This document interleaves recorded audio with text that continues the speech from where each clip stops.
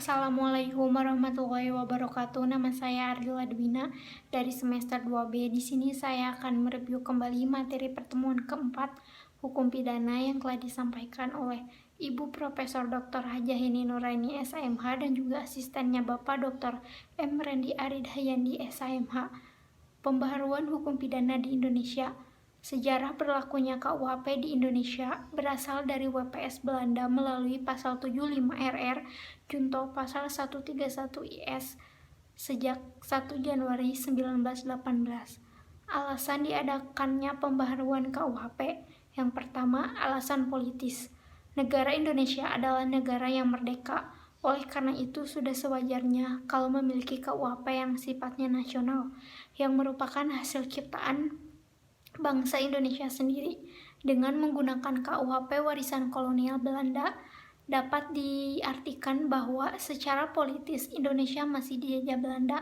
Yang kedua, alasan sosiologis.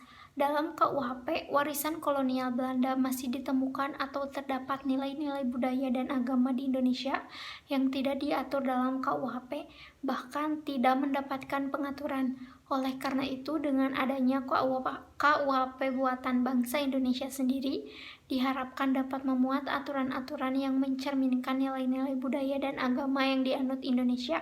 Misalnya, hukuman mati dalam KUHP Belanda sudah sejak tahun 1896 dicabut dan tidak berlaku lagi, tetapi dalam WPSNI masih berlaku. Dalam WPSNI tidak mengatur tentang perbuatan homoseksual, kumpul kebo, perbuatan cabul, dan lain-lain yang dilakukan oleh orang dewasa. Yang ketiga, alasan praktis. Dewasa ini masih banyak sarjana hukum di Indonesia yang tidak mengerti atau menguasai bahasa Belanda secara lancar.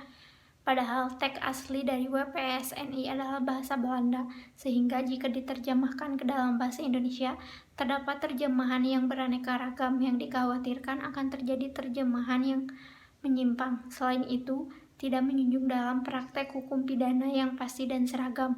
Atas dasar itu, selayaknya lah Indonesia mempunyai KUHP dengan teks resmi bahasa Indonesia yang baik dan benar.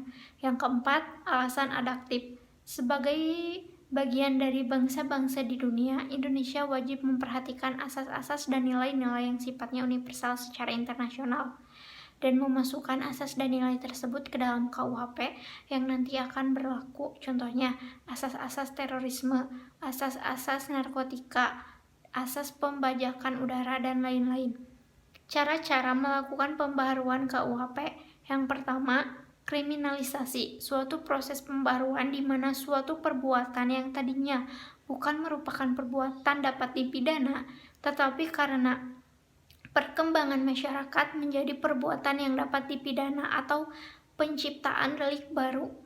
Pembaharuan ini diakhiri dengan terbitnya undang-undang baru, contohnya Undang-Undang Nomor 1 PNPS atau 1965 tentang penodaan agama. Yang kedua, dekriminalisasi, suatu proses pembaharuan yang tadi suatu perbuatan itu dapat dipidana karena perkembangan masyarakat menjadi perbuatan yang tidak dapat dipidana atau memandukan delik baru. Contoh, pasal 534 KUHP, Undang-Undang Nomor 17 Tahun 1967 tentang penarikan cek kosong.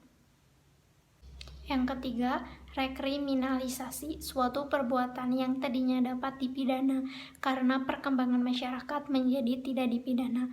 Kemudian, karena perkembangan masyarakat pula, maka perbuatan tersebut menjadi dapat dipidana kembali. Contoh, Undang-Undang Nomor 17 Tahun 1967 tentang penarikan cek kosong dicabut dengan Undang-Undang Nomor 1 Tahun 1971 sehingga penarikan cek kosong tidak dapat dipidana.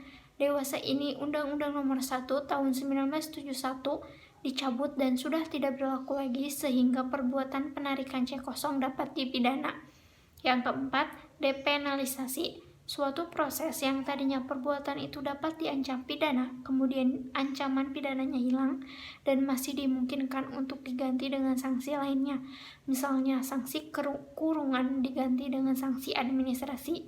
Yang terakhir, mitihoring, Suatu proses pembaruan yang tadinya suatu perbuatan dikarenakan sanksi hukum yang berat diganti menjadi sanksi yang lebih ringan. Contoh, pidana mati diganti dengan pidana seumur hidup.